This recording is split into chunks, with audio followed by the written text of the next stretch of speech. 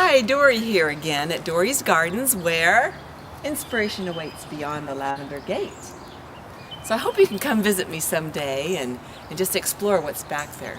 But today we're going to talk about perennials and how to maximize them, how to use them in your garden, what to do with them this time of year, and just the joy of them coming back year after year. And what does it mean, Michelle? Through the years. Through the years. Good. She's my prompt. Because for some reason I can't remember that. But it's opposed to annuals, which are typically just one season. And like a pansy would be an example of an annual here. And so that will die out when it gets hot. But we're going to show you a lot of different perennials that you can use in your garden. Right now, the things that are blooming, well, this jasmine is a vine here. I'm sure you see this all over town, Carolina jasmine. Stunning, stunning in the spring. Lets you know that it's coming. And rosemary, who would have thought? It looks like a lavender, but isn't that lovely? Smells so good. This is a new one to me. This is lungwort. Hey, Simon, what you doing, kid? Kitty likes to get in the picture too. So this, I actually bought for the foliage, and look at this bloom. Isn't that amazing? This is a shade plant. So there's so many things to choose from. And if I could choose a favorite plant, it would be a phlox. And there's so many different kinds. Like right now, this little thread leaf is just about ready to burst out. This is blooming because it's been inside of a house. But you can see I have it planted over here. And it's just making a nice mat here. So wherever that grows, it's gonna retard the weed growth. So my concept is the ground wants to grow something. Why not grow something that you really love? So just cram those things in there and make room so you can have some annuals, which are a consistent color, but then these things that come back every year are just wonderful. This candy tuft, so nice this time of year. I mean, look how bright and cheery that is on a dreary day like today. So here we have another plant called a pincushion plant here. And that really draws the butterflies. I've left a little bit of room for it to spread out. And then moving along over here, I'll show you what we can do with a phlox that has been spreading out through the winter. It's been sending out its roots. So you could actually split that off and plant it somewhere else. See how it's got a lot of roots that are going to spread out.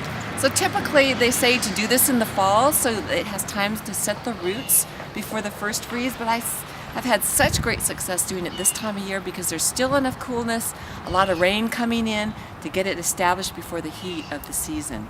So I like to split them this time of year too. So put it in another place in your garden or give to a friend, just pass it along. Dianthus here, this is another nice perennial. Some people don't really consider that a perennial. I've had good success with it when I plant it in a place where it can drain real well. And it likes to be deadheaded. Get off the old blooms. It just stimulates it to bloom longer. And it really shows up well in the springtime, kind of rests for the summer, and then in the fall you'll get another good flush. So there's so many different ones that just are innumerable. And let's see what else we have. Here's an example of the pincushion one again with the little tufts coming up. This is another type of phlox, paparazzi jagger, which is my new favorite. And I'm going to show you what you can do if you've just bought a perennial and didn't get it in the ground and it's really bursting out of its seams. So that's a plus. So I'm going to look kind of mean here, but this is what I do to get the plants out of the pot. Ready? Okay. So just loosen it right out. Look at that. Nice root growth, but it's just suffocating in there. So we can split this off. You could go 2, maybe even 3 plants. Just aim your weapon and, oops, didn't aim that one very well. But here we go, we'll try it again. There it is. As long as you get some of the roots in there. See, you've got lots of life there, and it's still bushy, and you're gonna put out some nice blooms in the spring.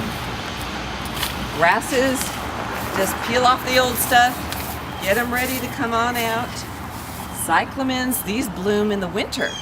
Amazing flower. And in the summer they die back.